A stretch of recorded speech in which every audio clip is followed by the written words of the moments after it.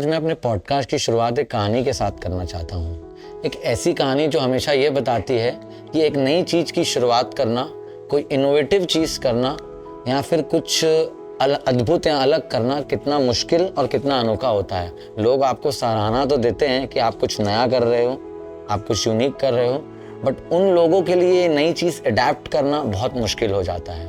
Similarly जिस तरीके से मैंने एज ए एंटरप्रेन्योर अपनी जर्नी स्टार्ट की थी, मैंने कुछ नया लाया था और वो बहुत मुश्किल हुआ था लोगों को बताना कि ये कुछ नया है। आज मैं एक ऐसी कहानी की बात करना चाहता हूँ जिन्होंने ऐसे ही कोई नई चीज़ की शुरुआत की। मेडिकल इकोसिस्टम ऑफ छत्तीसगढ़ के संस्थापक, जिनको मेरी टीम ने, मेरी रिसर्च टीम ने किंग ऑफ लैप्रोस्कोपी भी कहा, डॉक्टर संदीप दवे आज मेरे साथ हैं।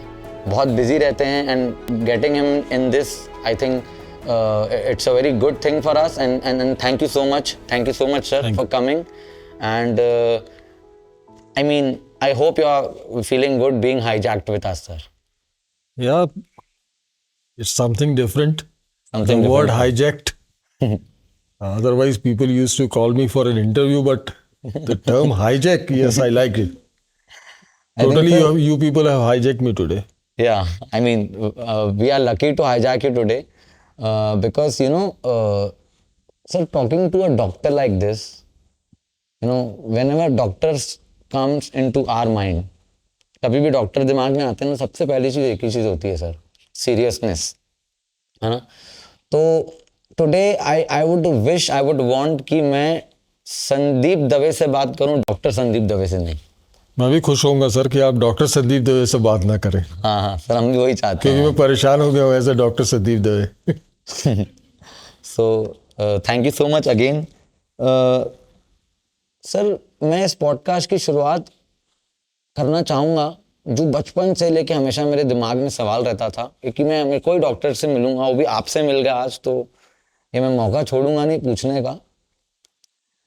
Sir, the first thing which pops up in my mind when we talk to doctors is monotony. एक ही चीज़, उस चीज़ को बार बार करना। आज एज अ एंटरप्रेन्योर मैं देखता हूँ, जब हमारी टीम में ही कोई एक ही चीज़ बार बार करते हैं ना, तो वो अपने जॉब से बोर हो जाते हैं।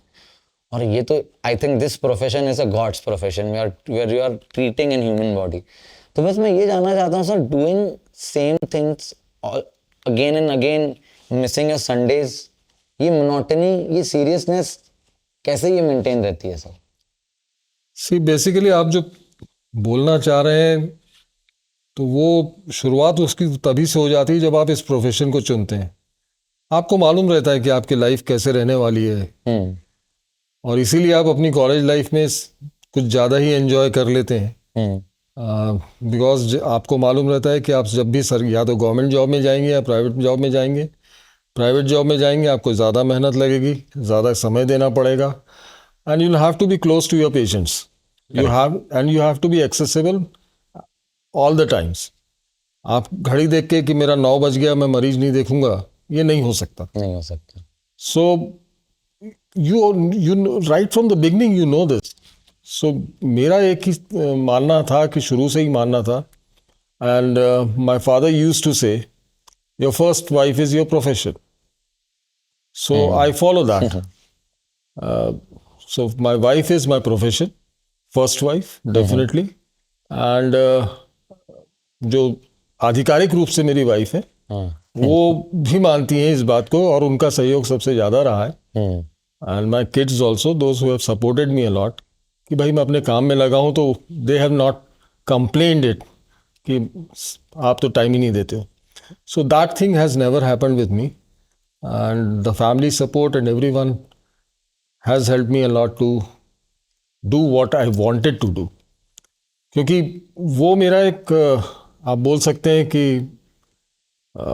I seriously want to get engaged into doing the same job, maybe same job, but it gives me pleasure. It gives me a kick. जिस दिन मैं नहीं करूंगा उस दिन मैं शायद ज़्यादा बोर होऊंगा।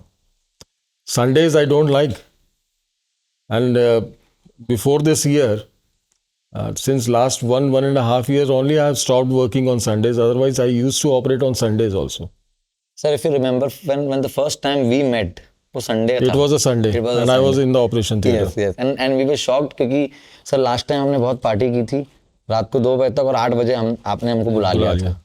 तो मुझे वो वक्त भी याद है। सर प्रोफेशन से एक बात निकलती है, whenever you start something, whenever you go on to something, आपका एक अंदर का इथॉस बहुत इम्पोर्टेंट होता है। तो रिसर्च के दौरान सर मैं कुछ लोगों से मिला जो आपको बहुत टाइम से जानते हैं। Before Ramkrishna you had a very small clinic in Budha Talab. और मुझे याद है सर, आज भी ये लोग बोलते हैं शहर में कि आपका उस समय नेचर ऐसा था कि कोई भी आता था और आप उसका मुफ्त में उस समय इलाज कर देते थे। आप इलाज करके भेज देते थे उसको, चाहे वो कोई भी वर्ग का हो, वो गरीब हो अमीर हो, वो कोई भी आता था आप उसका इलाज करते थे। और you know what I am trying to imply here is कि आज के ज़माने में जब हम मेडिकल प्रोफेशन की बात करते हैं कि आप ये चीज़ मेंटेन कर सकते हो कि भाई आप एक ऐसे प्रोफेशन में हो कि आप लोगों को फ्री में हेल्प करना उस समय के ज़माने में, क्योंकि सर आज ये देखने को नहीं मिलता है। नहीं, ऐसा नहीं है सर। मैं आज भी लोगों को जो नीडी हैं उनकी सहायता करके खुश होता हूँ। हाँ, डेफिनेटली एक कॉर्पोरेट हॉस्पिटल्स के कुछ लिमिटेशंस होते हैं और बुढ़ापारा के दिन मैं भुलाए नहीं भूलता हूँ। और आज भी अगर मेरे को कोई बोलेगा कि क्या आप बुढ़ापारा की ज़िंदगी वापस जीना चाहेंगे, तो I love to do that, let me tell you very frankly. क्योंकि हेल्थ एक ऐसा प्रोफेशन है जिसमें हर कोई एक्सपेक्ट करता है कि अगर मेरे पास पैसा नहीं भी है तो भी मेरा इलाज हो जाएगा, और ये उम्मीद रखता है। क्योंकि ये स्वास्थ्य जो है, हेल्थ जो है, एक ऐसा सेक्टर है जहाँ पर एक बीमार व्यक्ति, उसका परिवार परेशान, सब लोग आजू बाजू के लोग परेशान कि भाई लंबी बीमारी हो गई और अभी तक के ठीक नहीं हो रहा है।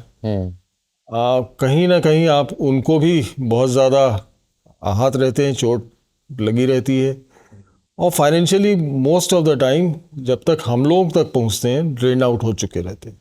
करेक्ट। और उस वक्त उनकी किस प्रकार से सहायता की जाए, that is one of the biggest challenge for us.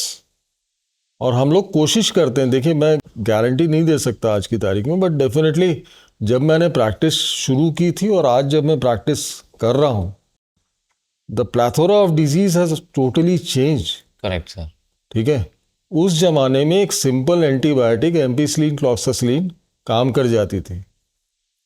Unfortunately because of certain mall practices, certain quacks in the society, good antibiotics have been used prior also, and when the patient reaches to us already exhaust हो चुका है, बहुत सारी antibiotics उसको लग चुकी हैं।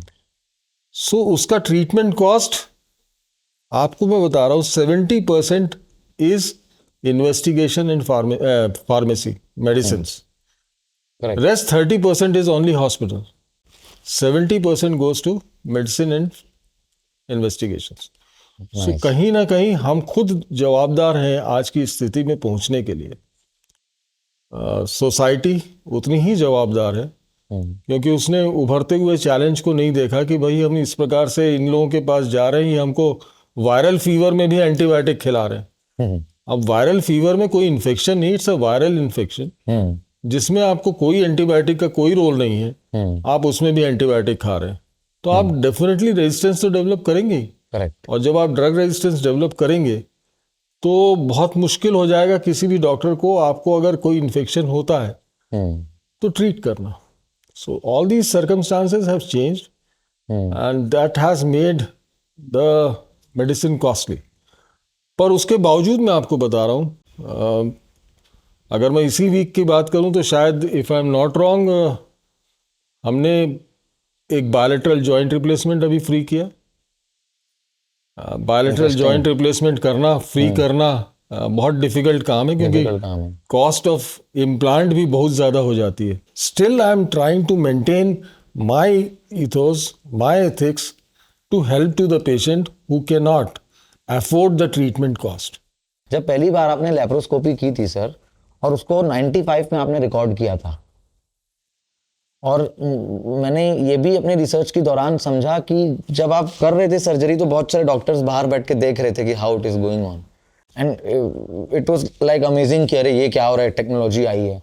उसके बाद सर उस इकोसिस्टम को उस समय डेवलप करना, लोगों को बिलीव कराना कि आप ये कर सकते हो। और दूसरा पार्ट इसमें ये है कि आपने वो की इंट्रोड्यूस करवाई छत्तीसगढ़ में। आई थिंक उस समय छत्तीसगढ़ का गठन भी नहीं हुआ था सर, तब की बात है ये। और उसके बाद आपने ये मिशन बनाया कि you just go and roam around the state, you will be a wanderer. आप हर जगह गए और वहां पे बोला है। तो सर वो 100% चैलेंजिंग तो रहा होगा, क्योंकि आप नई चीज ला रहे हो और उस समय तो टेक्नोलॉजी और ज्यादा बैकवर्ड ही थी as compare to today's world. हाँ, कनेक्टिविटी नहीं थी, ट्रांसपोर्ट नहीं था। तो उस दौर को, उस शुरुआत को कैसे देखते हैं सर? वो बहुत कठिन समय था सर, मैं आपको सीरियसली बता रहा हूँ, क्योंकि उस जमाने में सर्जन को नापा जाता था कि जितना बड़ा चीरा उतना बड़ा सर्जन। अच्छा, ठीक है, सर्जन का नापने का जो पैमाना था कि जितना बड़ा सर्जन उतना बड़ा चीरा। और जब हम लैप्रोस्कोपिक सर्जरी लेके आए तो हार्डली 10 mm का एक छोटे छोटे 4-5 लोग छेद कर रहे थे।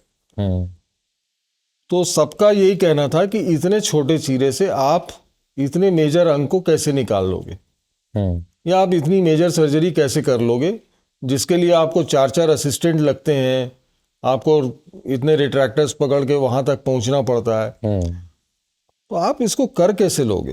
And people were even, let me tell you, I won't name, few of my teachers also raised question about it, about laparoscopic surgery. ये कैसे होगी?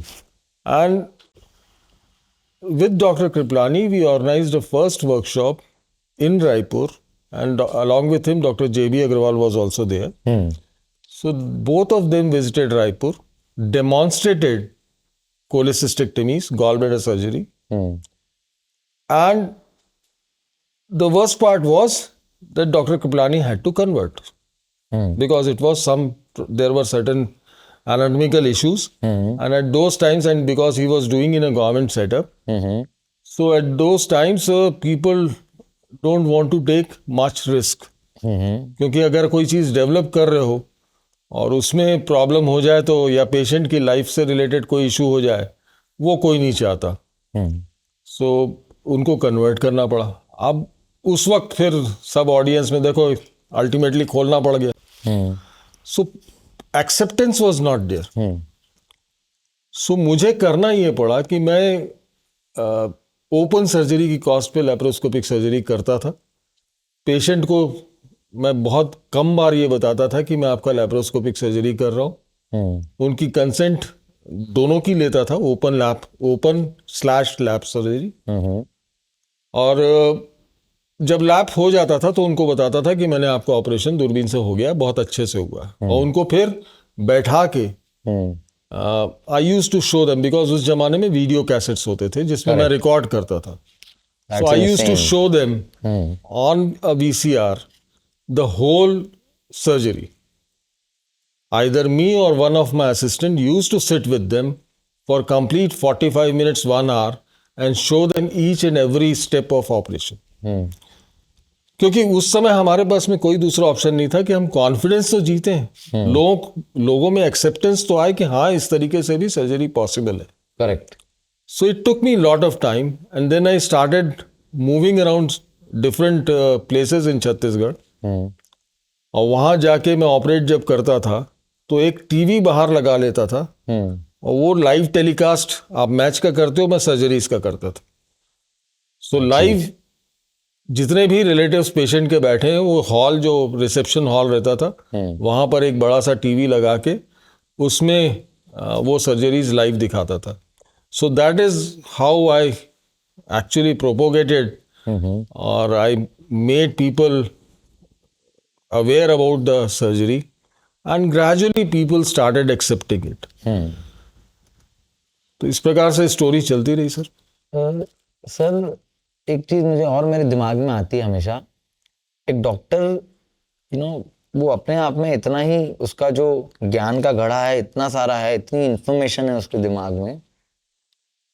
तो ये वाले टाइम में सर जो मेरा मेन क्वेश्चन था वो ये था कि आपने सर्जरी की, that is a medical knowledge which you have, but sir दूसरी चीज है एक एंटरप्रेन्योरल सोच कि मैं I also be a leader, I also get a lot of people to do things, तो मैं ना वो वाला माइंड जानना चाह रहा हूँ सर। सर देखो, मैं सरकारी नौकरी नहीं कर सकता था, ये मैं अपने पिताजी को पहले दिन से बता दिया था। मेरा एक और हिस्सा है जिसमें मैं गया हूँ, मैंने ज्वाइनिंग भी दी है और उसी दिन रेजिग्नेशन भी दिया है, अरे क्योंकि था प्रेशर था उस वक्त। तो सरकारी नौकरी मैंने सिर्फ कुछ दिन के लिए, हफ्ते भर के लिए की, उससे ज़्यादा मैं नहीं कर पाया। मैंने अपने फादर को बहुत क्लियरली बोल दिया था कि मैं नहीं कर सकता, और मैंने घर में दोनों जन, मेरे फादर और मेरे ब्रदर को, दोनों को सरकारी नौकरी करते देखा था। कि सर्जन था तो ये भी जानता था कि बिना नर्सिंग होम के काम नहीं चलेगा। तो जब नर्सिंग होम बनाया 1994 में, जब मैंने उसका 1992 में सॉरी मैंने जब उसको चालू किया बुढ़ापारा में, so I started with just 17 beds, और साल डेढ़ साल के अंदर ही हमको समझ में आ गया कि we need more number of beds. और by 2000 it was not my vision, it was my wife's vision, कि उसको समझ में आ गया कि इस आदमी को उड़ने के लिए थोड़ी और बड़ी जगह चाहिए। करेक्ट।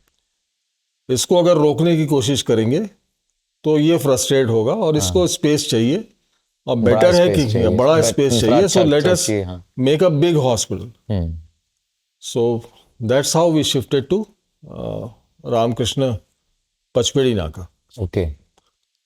फिर यहाँ पे भी स्टोरी खत्म नहीं होती। फिर उसके बाद में कुछ दिनों में, कुछ महीनों, सालों में ये समझ में आया कि यार दुनिया सुपर स्पेशलिटी की तरफ बढ़ रही है, और super speciality means you need to have certain super specialist doctors with you. Cardiac हो, न्यूरो हो, यूरो हो, नेफ्रो हो, सब आपको सुपर स्पेशलिस्ट चाहिए।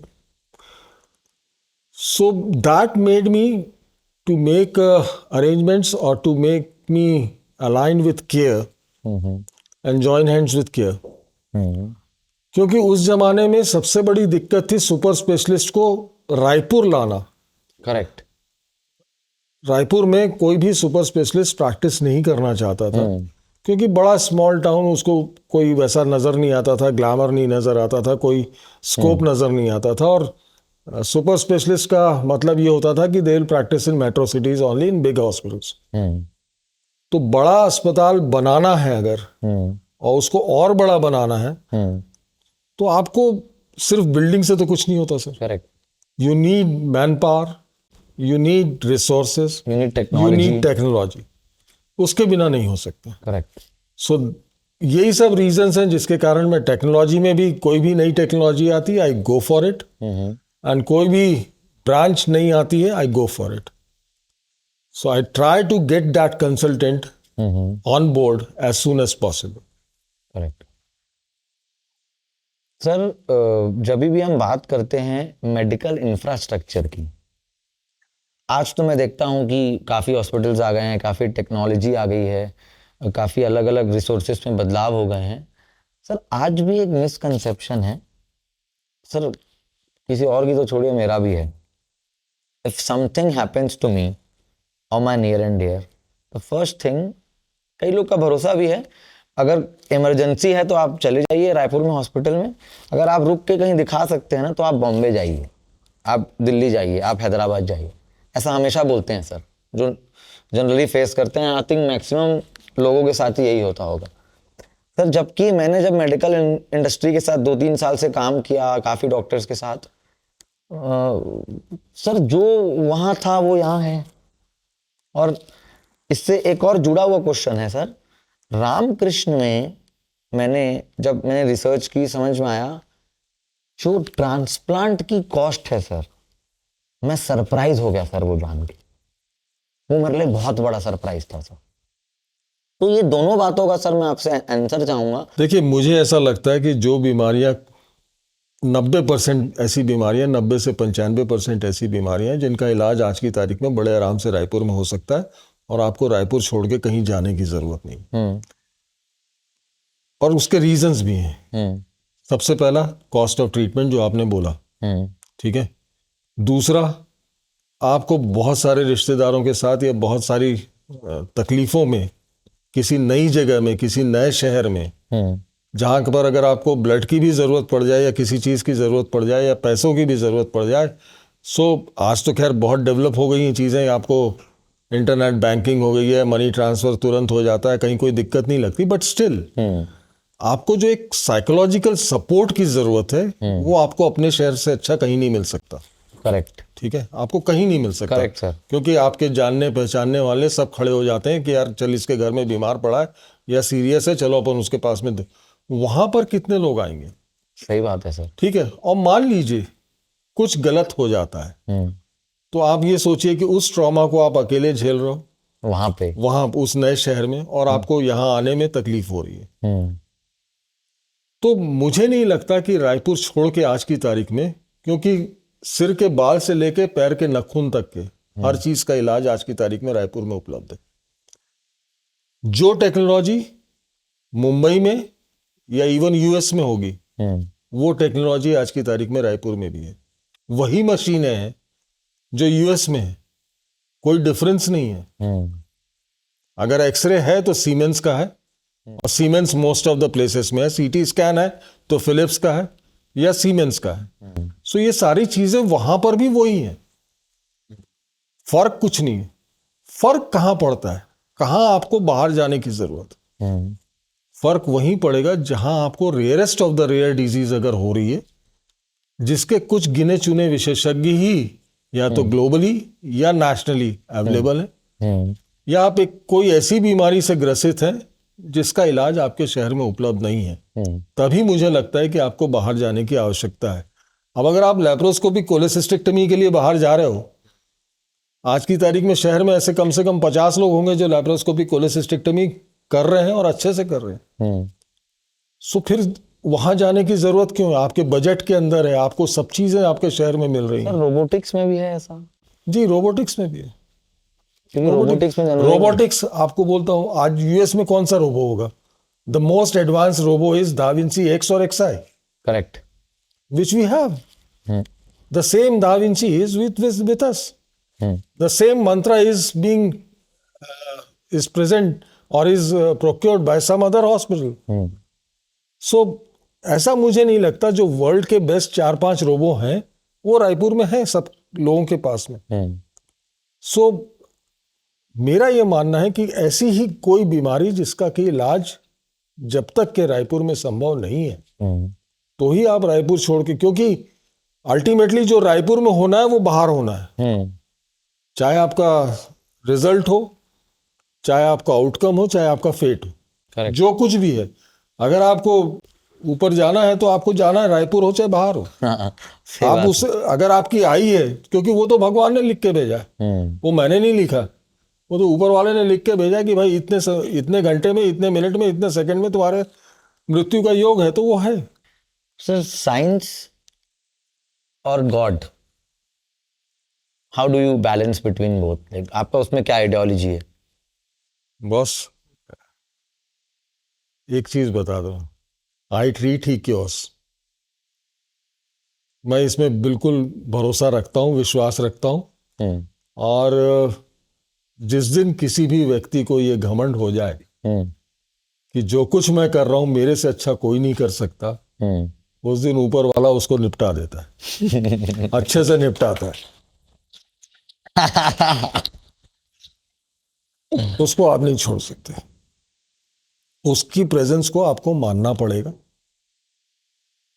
आप कई बार ऐसा होता है, आप बहुत अच्छा ऑपरेशन करके निकलते हो, 1 घंटे बाद मरीज नहीं बचता है। आपने ऑपरेशन बहुत अच्छा किया था, अनफॉर्चुनेटली उसको MI हो गया। अब उसमें किसका दोष? शायद ऊपर वाले ने वही तरीका लिखा था उसका। करेक्ट। और मुझे माध्यम बना दिया। हाँ। कि भाई तूने ऑपरेट करना है तो ऑपरेट कर, पर मैंने तो इसका निश्चित किया कि जैसी तेरी सर्जरी खत्म होगी उसके 1 घंटे बाद इसको हार्ट अटैक आएगा जिससे नहीं बचे। सो भगवान का वजूद आपको मानना पड़ेगा, ईश्वर का वजूद आपको मानना पड़ेगा। और हमेशा मैं आपको बता दूं, मैं मेरी दिन की शुरुआत आपको मालूम है कि जिम में होती है, और मेरे जिम में कोई मैं डिस्को म्यूजिक नहीं लगाता, मैं भजन लगाता हूँ। हाँ। और हनुमान चालीसा से मेरी भजन जिम की शुरुआत होती है। बहुत so I still believe in that. Interesting sir. Sir transplant कि मेरे को मतलब को डिफरेंशिएशन ये बताइए सर, कैसे हम लोग ज़्यादा कॉस्ट इफेक्टिव हैं बाकी शहरों से नंबरिंग में? मैं आपको बताता हूँ, उसका भी कारण बताता हूँ। मेरे लिए ट्रांसप्लांट कमाने का जरिया नहीं है, पैसा कमाने का। क्योंकि वो चाहे वो लीवर का ट्रांसप्लांट हो, चाहे किडनी का ट्रांसप्लांट हो, चाहे हार्ट का हो, चाहे लंग का हो, ये मरीज ऑलरेडी ड्रेन्ड आउट हैं। और इसका ये भी मतलब नहीं है कि आज उनका ट्रांसप्लांट हो गया, खास करके किडनी ट्रांसप्लांट, उसको जिंदगी भर दवाई खानी है और उसके लाखों रुपए खर्च और होने हैं। अच्छा। पोस्ट ट्रांसप्लांट इम्यूनोसप्रेसेंट जो दवाइयाँ होती हैं कि किडनी रिजेक्ट ना हो, उसके लिए आपको दवाइयाँ खानी पड़ती हैं। सो उसके खर्चे बने हुए हैं, एक रिकरेंट खर्चा उसका हर महीना है। और अगर वो खर्चा नहीं करेगा तो वो इन्फेक्शन के कारण मर भी सकता है, उसका रिजेक्शन हो जाएगा, वो मर भी जाएगा। सो बेसिकली मैंने इसको कभी भी पैसा कमाने का जरिया नहीं बनाया, अभी तक के तो नहीं बनाया, और आगे भी कोशिश करूंगा कि नहीं बनाऊं। और मैंने ये कोशिश की कि भाई जितने लोग इन्वॉल्व हैं, जो उसका खर्चा लगना है दवाई जांच का और बाकी सारी चीज़ों का, वह निकाल करके अगर हमको कुछ नहीं भी बचता है पर हमारा अगर खर्चा निकल भी जाता है, so we are happy. So liver transplant और किडनी ट्रांसप्लांट का मेन यही है, क्योंकि इसके नंबर्स बहुत ज़्यादा हैं सर, जिनको ज़रूरत है, करेक्ट, जो नीडी है, बट बिकॉज पैसों के अभाव में या किसी चीज़ के अभाव में वो नहीं करवा पा रहे हैं या उनके पास डोनर नहीं है। और यहाँ पर मैं एक चीज़ और बात करूँगा कि और अंगदान, एक ज़माना था रक्तदान महादान, आज के ज़माने में अंगदान महादान है। लोगों को आगे आना चाहिए और ऑर्गन डोनेशन की तरफ ज़्यादा ध्यान देना चाहिए, ज़्यादा फोकस करना चाहिए। क्योंकि लाखों लोग किडनी के लिए और लीवर के लिए, हार्ट के लिए, लंग्स के लिए इंतज़ार कर रहे हैं, लाइन में खड़े हैं, और उनको उनके अंग मिल नहीं पा रहे हैं और अकाल मृत्यु को प्राप्त कर रहे हैं। और बहुत सारे यंग लोग हैं जिनको ये सब प्रॉब्लम सब हो रहे हैं। You won't believe, I have operated upon my mother, I have operated upon my daughter. That is insane. And when I was going to operate upon my mother, a day before I asked doctor Kripalani, sir आप आओगे क्या, मुझे मेरी माँ की surgery gall bladder की करनी है। सो उन्होंने एक ही वाक्य बोला था, वो मेरे लिए ब्रह्म वाक्य हो गया। उन्होंने बोला, बेटा अगर तुम अपनी माँ को ऑपरेट नहीं कर सकते तो तुमको दूसरे पेशेंट्स को भी ऑपरेट करने का कोई हक नहीं है। Wow. So better you operate your mother yourself. तुमसे अच्छा कोई नहीं कर सकता, ये मान के चलो। That was the story. So patient, वो टेबल पे पेशेंट है और वो मेरी किसी न किसी स्किल से ठीक हो सकता है, तो I have to apply all my knowledge, all my skill to cure that patient. Sir ऐसा क्यों बोलते हैं हमेशा, मतलब जितने भी यहाँ बैठे हैं, some of them are my students, some of them are invitees today. Sir मुझे नहीं लगता यहाँ पे एक भी आदमी ही बोलेगा whenever we enter to the hospital, एक नैरेटिव, एक साइकोलॉजी बना हुआ है सर। और मैं अगर खुद मेडिकल इंडस्ट्री में काम नहीं करता तो मैं कभी जान नहीं पाता। वो है ओवरहेड्स ऑफ हॉस्पिटल्स, जिसकी मैं बात करना चाह रहा हूँ। सर जब भी एंटर करते हैं, आज मैं अपने फ्रेंड को बोलूँगा, अरे ये हॉस्पिटल जा रहा है, देख के जाना भाई, जाते साथ ही बिल चालू कर देंगे। सर ये क्यों होता है सर? मतलब everyone says and agrees with this कि whenever we go to a hospital, ये तो लूटता है हॉस्पिटल। सर ऐसा क्यों होता है सर? अच्छा, एक मैं, आप में से कोई बताओ कि मेरे अस्पताल में कितने लोग काम करते हो? कोई बता सकता है कितने लोग काम करते हो? The one were not from Ramakrishna. Tell them 700 शायद बहुत कम नंबर है, उसका दुगना है, जो कि एक स्मॉल स्केल इंडस्ट्री में भी शायद नहीं होगा। So employ strength requiring 24/7/365 days, not एक दिन भी आपका एम्प्लॉय की स्ट्रेंथ कम नहीं हो सकती, खास करके nursing. You can not compromise on that. एक डॉक्टर नहीं आएगा चल जाएगा सर छुट्टी पे अगर, पर एक नर्स नहीं आएगी ना तो बैडली अफेक्ट होते हो। तो 24 घंटे 7 दिन 365 दिन आपको ये मेंटेन करना पड़ता है। तो लोगों को ये एस्टेब्लिशमेंट कॉस्ट जो है ना वो कभी समझ में नहीं आएगी। फिर जो मैंने इंफ्रास्ट्रक्चर खड़ा किया है, जो लैंड कॉस्ट है, उसको तो मैं कभी कैलकुलेट करता ही नहीं करते। जो बिल्डिंग में सिविल कंस्ट्रक्शन में मेरी कॉस्ट हुई उसको भी मैंने कैलकुलेट नहीं किया। जो इंस्ट्रूमेंट्स हैं, जो वियर एंड टियर होने हैं, जो लगने हैं, आज मैं सर्जरी कर रहा हूँ वो कितने दिन चलेंगे। अब आपको रोबोटिक सर्जरी का ही बता देता हूँ, एक इंस्ट्रूमेंट मुश्किल से 8 या 10 केस चलता है। अच्छा, ठीक है, 8 से 10 से यूज से ज़्यादा वो रोबोटिक इंस्ट्रूमेंट चलता नहीं है। और एक इंस्ट्रूमेंट की cost 3.5 lakh 4 lakh. So establishment cost या रनिंग कॉस्ट जो हॉस्पिटल की है, एक तो फिक्स्ड एक्सपेंसेस है और एक variable expenses. Correct. So you can not meet both the things unless and until. और मेरा जो जहाँ तक सवाल है, मेरा अगर आज की तारीख में मैं कैलकुलेट करता हूँ तो 3.5 करोड़ तो मेरे को सैलरी, करीब 3.5 करोड़ तो सैलरी है। बाकी तो चीज़ें भूल जाइए। On a salary account I mean need to pay 3.5 crore a month, not a year. That is huge. That is literally very huge. So बहुत सारी चीज़ें हैं सर जिन पे लोगों की नज़र नहीं पड़ती। उनको सिर्फ ये लगता है कि बॉस ये तो BMW में आ रहा है। अरे BMW में आने में भी मुझे 36 साल लग गए सर।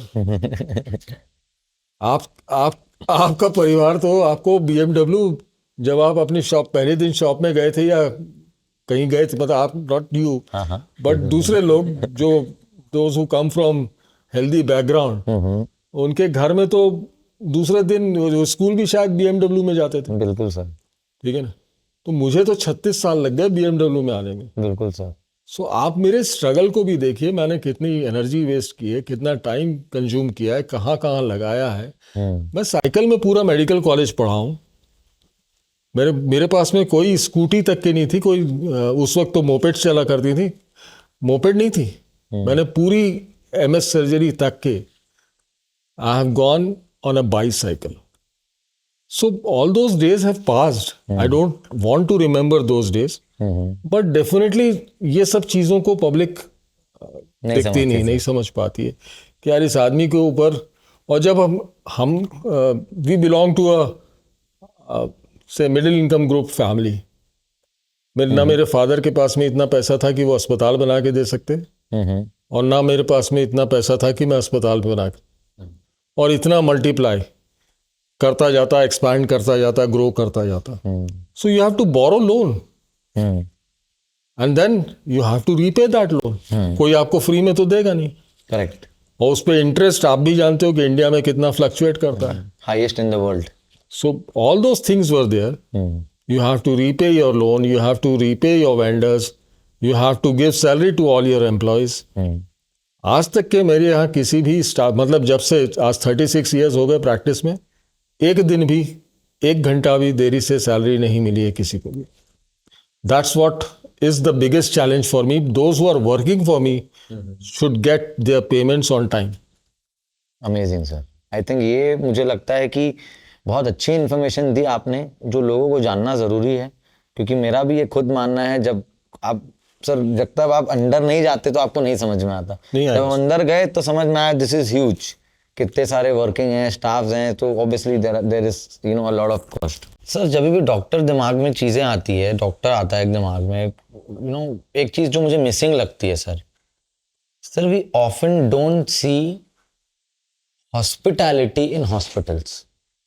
डिमांड सप्लाई का जो रेशियो है वो आप भी जानते हो कि हिंदुस्तान को कितने डॉक्टर्स और कितने अस्पताल और कितने नर्सिंग होम्स की आवश्यकता है। उसके कंपैरिजन में आज की तारीख में जितने नंबर ऑफ अस्पताल हैं वो बहुत कम है। और दूसरा ये है कि वहाँ पर एक सिस्टम काम करता है, ठीक है, हमारे यहाँ व्यक्ति काम करता है। अगर उनको संदीप दवे को दिखाना है तो संदीप दवे का जो एसोसिएट है उसको भी नहीं दिखाते। वहाँ पर ऐसा नहीं होगा, वहाँ पर एक प्रोटोकॉल फिक्स्ड है कि आप if I am in OT my associate will see you, and then whenever I come I'll review you. पर ऐसा नहीं है, वो बैठे रहेंगे, वेट करेंगे टिल आई कम. करेक्ट. सो जो ट्रस्ट उनका एक सिंगल व्यक्ति के प्रति है वो डिफरेंट है फ्रॉम वेस्ट. और दूसरा जो मैंने कई फोरम्स पे इसका आंसर दिया कि you have to develop primary, secondary, tertiary, quaternary health care system. कि अगर आज एम्स में भी सर्दी खांसी बुखार वाला जा रहा है, वहां की भीड़ बढ़ा रहा है, तो गलत हो रहा है. Correct. AIIMS is a quaternary referral centre. वहां पर उसी लेवल के मरीज पहुंचना चाहिए जो कि एम्स के लेवल के हों. तो अगर सर्दी खांसी टट्टी उल्टी बुखार का मरीज वहां जाएगा तो भीड़ तो बढ़ेगी और लोड बढ़ेगा, तो डेफिनेटली प्रॉब्लम होगी. बट इससे आपको ये नहीं लगता कि ओपीडी में जो क्लिनिकल डायग्नोसिस है, बात करता है पेशेंट, सर उसमें कहीं ना कहीं फर्क आता होगा? कॉम्प्रोमाइज, देखिए मैं अभी भी बोलता हूँ, हम इंडियन डॉक्टर्स को कुछ शायद भगवान ने 6 सेंस दिया हुआ है या 7 सेंस दिया, जो भी दिया है, कोई एक डिफरेंट सेंस दिया हुआ है. और हम वेस्टर्न डॉक्टर से तो बहुत डिफरेंट है. आज भी हम लोग क्लिनिकल एग्जामिनेशंस और इन्वेस्टिगेशंस पे कम भरोसा करते हैं, अपनी क्लिनिकल फाइंडिंग्स पे कुछ ज़्यादा ही भरोसा करते हैं, खास करके इमरजेंसीज में. और वो जो 6 सेंस है हमारा, वो बहुत ज़्यादा स्ट्रांग है और हमको गलतियां करने से बचाता है, बहुत ज़्यादा स्ट्रांग है. मैं क्योंकि दोनों जगह एक्सपीरियंस कर चुका हूँ, सो आई नो कि इंडियन सिस्टम आज भी बेस्ट है.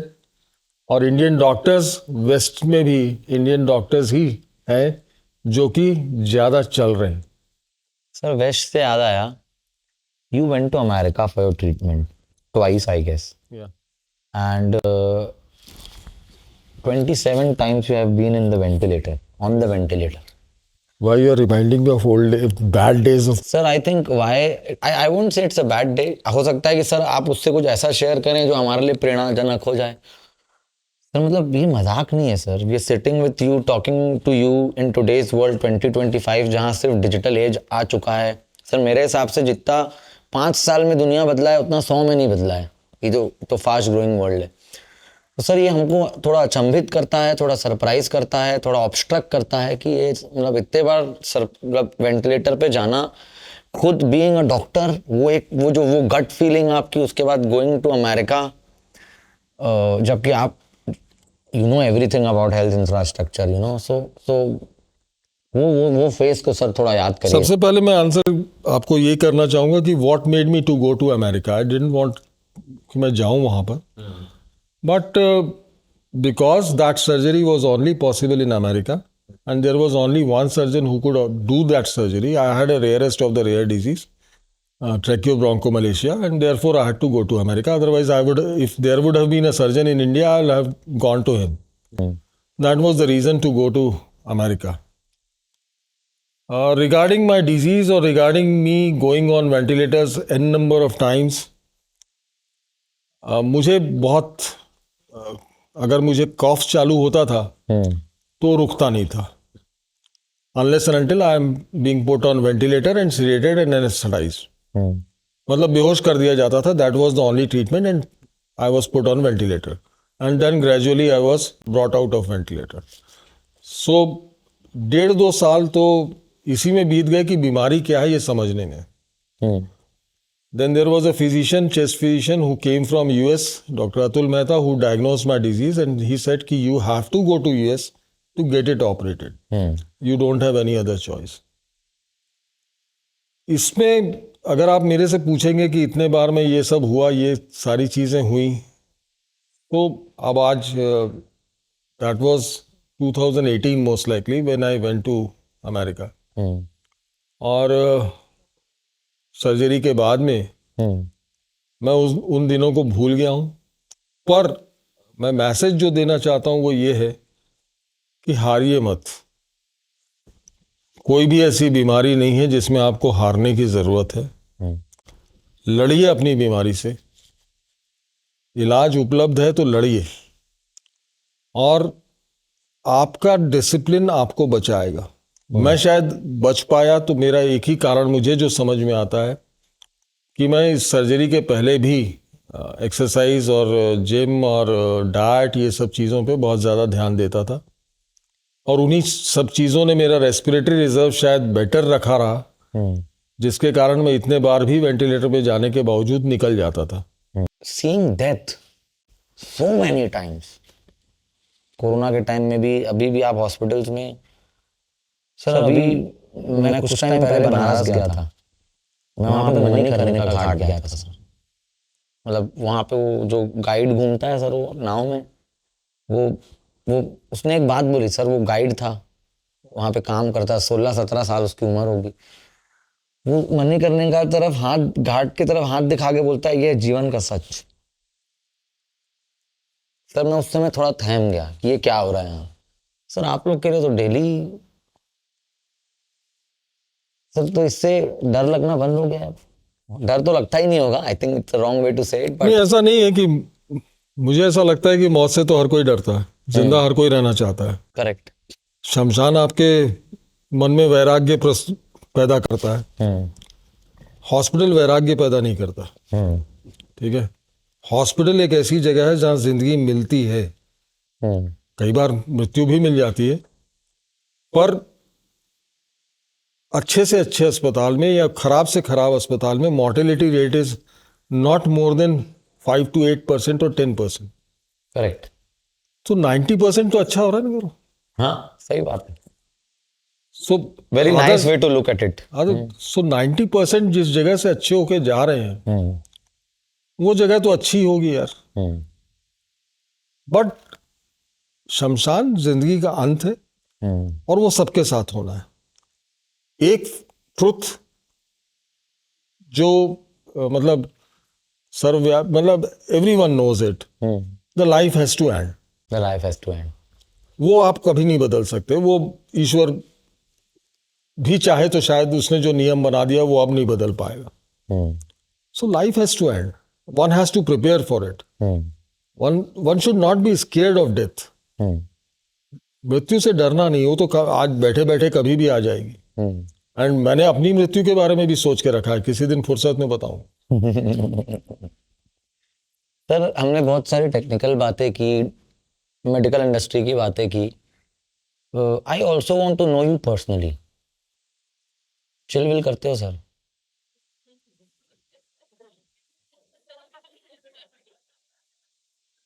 हाँ, मैं ये बोल सकता हूँ कि मैं अपने दोस्तों के साथ कहीं बैठता हूँ। और सर म्यूजिक आप आओगे, हमारे ऑपरेशन थिएटर में भी बजता है। अच्छा, तो ऑपरेशन थिएटर में म्यूजिक चल गई? म्यूजिक नहीं, ड्यूरिंग मैं कुछ सर्जन्स होते हैं जो कि ड्यूरिंग सर्जरी चलाते हैं। हाँ। और हम लोग जो है वो इन बिटवीन सर्जरीज चला लेते हैं, या जो मेरा डॉक्टर्स रूम है वहाँ एक टीवी भी लगा हुआ है, तो उसमें भी कुछ ना कुछ देखते ही रहते हैं। वो सारी चीजें जो आज की जनरेशन करती होगी, ऐसा नहीं कि हम नहीं करते हैं, हम भी करते हैं। सर क्योंकि इन लोगों के लिए, हमारे लिए सरप्राइजिंग रहता है, क्योंकि सर आई नो यू, आपका रूटीन तो सर 80% ऑफ योर लाइफ, और आई थॉट से 90 ऑल्सो, वो हॉस्पिटल में ही निकली है। तो उसके लिए टाइम निकालना ये सब चीज के लिए मुश्किल तो वही बिरयानी आ जाती है, चिकन आ जाता है, सब कुछ आ जाता है। वही आ जाता है यार। जगह देखो ऐसा है, बिरयानी खाने के लिए कोई जगह तो जरूरत नहीं है ना। सही बात है। जहां मिल जाए वहां खा लो, और जहां समय मिल जाए वहां खा लो। फेवरेट डिश है सबकी। ओटी में जितने लोग मौजूद हैं, मेरा जो स्टाफ भी है, ही ऑल्सो लव्स बिरयानी, तो हम लोग सेलिब्रेट बिरयानी से करते हैं। बहुत बढ़िया। जब कॉलेज में पढ़ रहे थे तब समोसे से करते थे, क्योंकि उस वक्त उतनी हैसियत थी। सर आपको फर्स्ट सर्जरी याद है अपनी? Do you remember that moment? That was in medical college most likely, when I was given a very small minor surgery called sebaceous cyst. आपने देखा होगा, swellings हो जाती हैं, bumps हो जाते हैं सरफेस ऑफ द बॉडी में। सो मेरे सीनियर जो रेजिडेंट थे, उन्होंने बोला यार चल रिमूव कर दे इसको। मैंने बोला खड़े रहोगे कि नहीं रहोगे? और कुछ काट कुटी दिया तो फिर दिक्कत। बोले नहीं। तो बेसिकली जो ट्रेनिंग का उसी पार्ट था कि बॉस तू कल ये पढ़ के आएगा, कल तुरे को ये करना है। So night before we make our OT list, और जिसमें भी आप स्क्रब हो रहे हो, जो भी सर्जरी में अगर आप असिस्ट भी कर रहे हो या अगर आप कर भी रहे हो, सो बेस्ट प्रैक्टिस इज कि वो सर्जरी आप रिवाइज करके आ जाओ एक बार। सर तो आपको लगता है कि यंग जनरेशन जो यंग डॉक्टर्स आ रहे हैं उनको टेक्नोलॉजिकली तो वो बहुत साउंड है, उनको सब चीज़ की नॉलेज है, बट जो क्लिनिकल डायग्नोसिस भी होता है, या फिर ऐसा मैं रिसर्च भी करते दौरान मुझे पता चला था कि आजकल पुराने डॉक्टर्स का ये मानना है कि नए डॉक्टर्स को हड़बड़ी ज़्यादा रहती है, ऐसा सच है? ये फैक्ट है, पेशेंस नहीं है। एक दिन में अमिताभ बच्चन बनना चाहते हैं।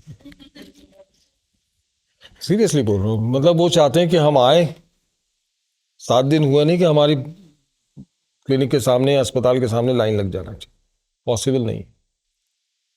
वो ट्रस्ट गेन करने में टाइम लगता है। You have to have numbers under your belt, you have to have results, you have to have outcomes, खास करके सर्जिकल फील्ड में।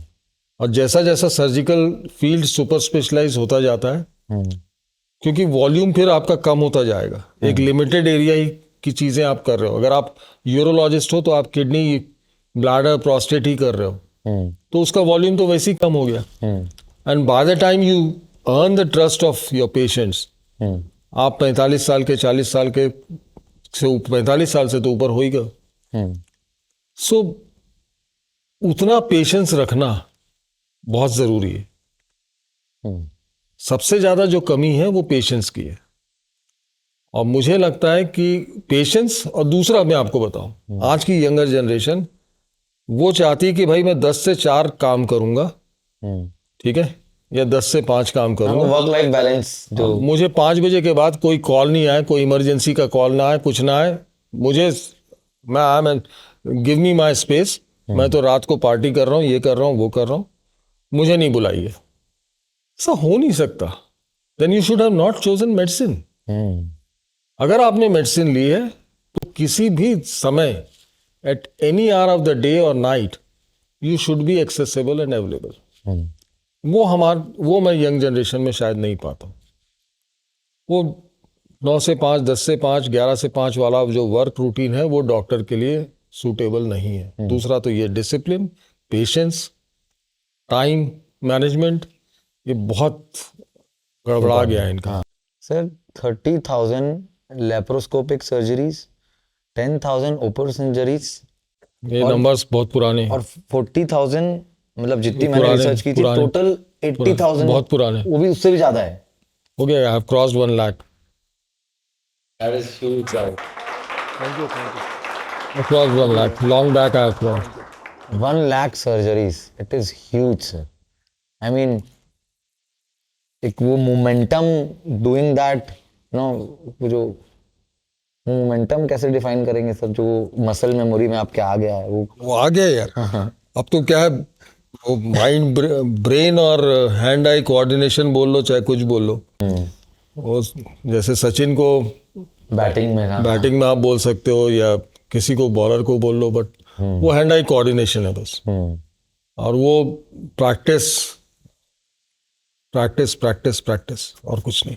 सर यूथ में आज की डेट में सोशल एंजाइटी, डिजिटल बबल जो ये आया है सर लास्ट 5 ईयर्स से, youth is going crazy, and in India accepting mental health is still a taboo, लोग नहीं मानते। और दूसरा ये बात है कि मेंटल हेल्थ जब किसी को कुछ होती है तो एक्सेप्टेंस नहीं आता। दूसरा, साइकाइट्रिस्ट का नाम सोचते ही हुए सामने वाले को लगता है कि कोई पागल हो गया है।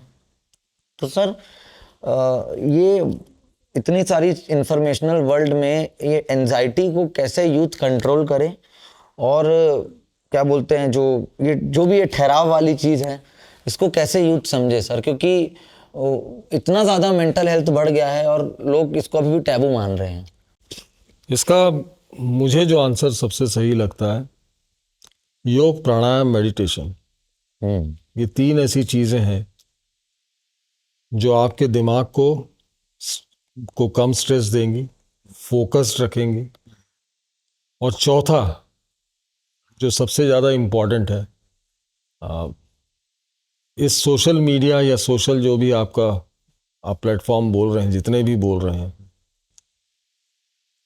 उसका एक फिक्स्ड टाइमिंग होना चाहिए जब आप उसमें उसको देखेंगे या करेंगे या क्योंकि ये तो बहुत पहले यूएस में, अगर वेस्टर्न वर्ल्ड में तो आ गया सर। बट ये डोपामिन हिट करते जा रहा है ना, आप एक वीडियो देख रहे हो, आपको दूसरा अच्छा लग रहा है, दूसरा देख रहे हो, तीसरा। वही तो मैं आपको बोल रहा हूँ, वो जो रील कल्चर हमारे यहाँ जो चालू हुआ है ना आज की तारीख में, वो सबसे खतरनाक है।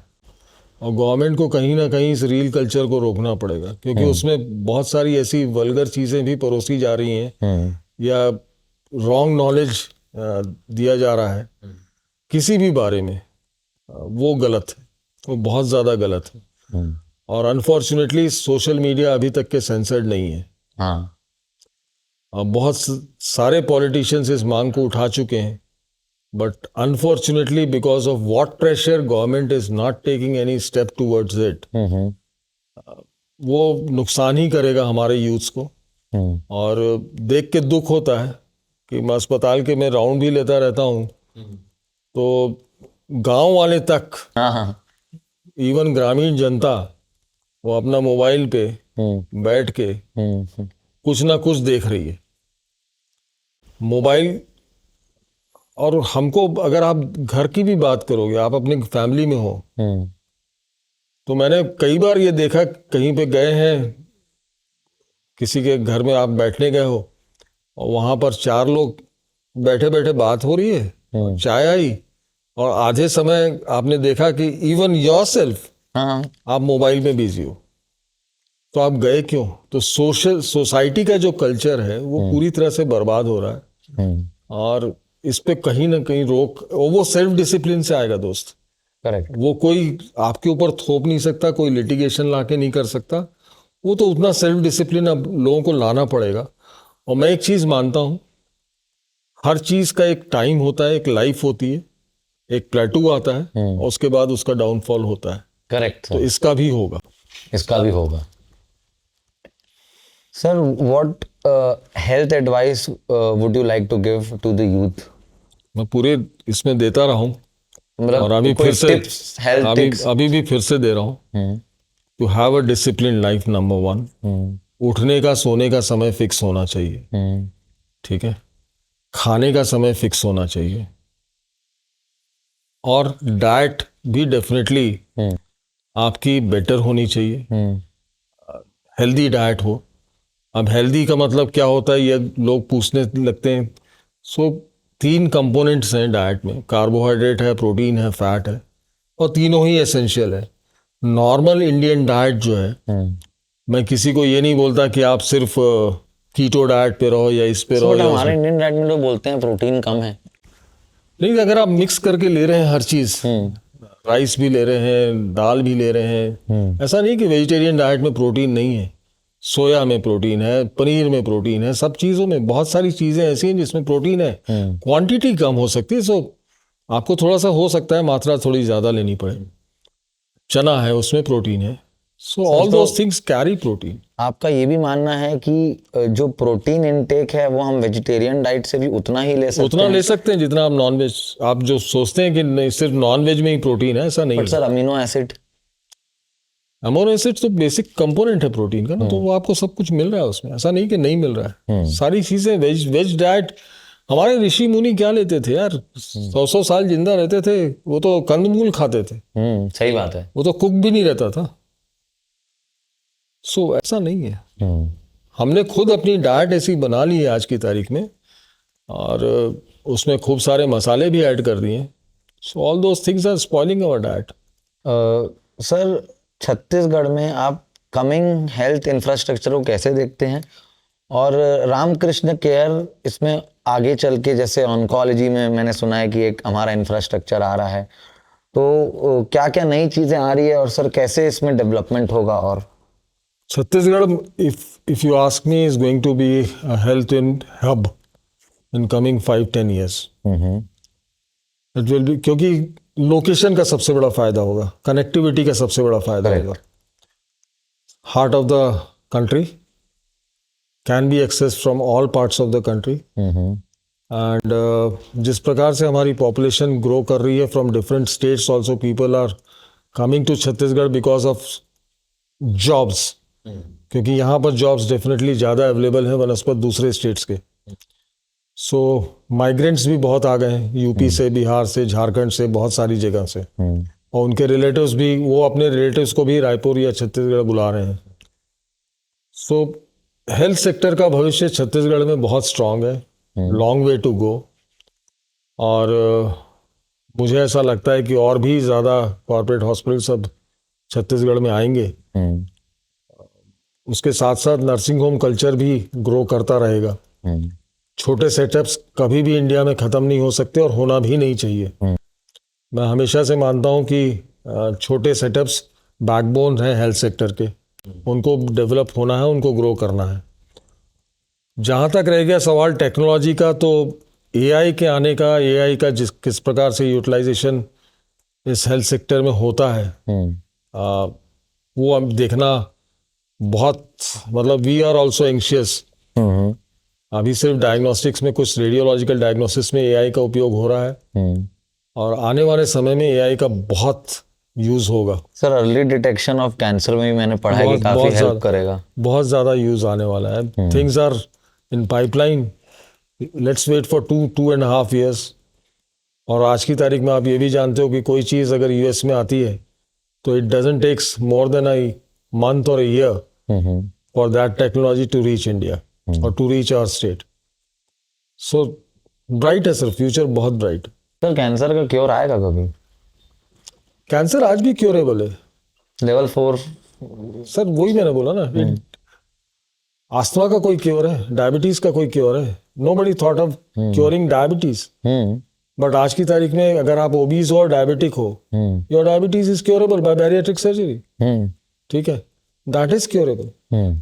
सो आंसर देखिए, हो सकता है कि जब कोविड आया था और आज कोविड, आज you have a treatment for Covid, correct, आज nobody dies, at that time it was a surprise.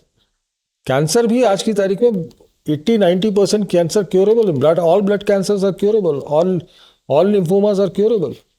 सो बहुत सारी ऐसे कैंसर्स हैं जिसको हम जीत चुके हैं। कैंसर कोलन सर्वाइवल, वो ये डिफरेंस यही है कि सिर्फ लाइफ और डेथ नहीं है, how much longevity and what quality of life during that length of survival is possible by treatment. Correct. Is more important. Correct. I think sir I loved it. Thank you so much. मजा आया।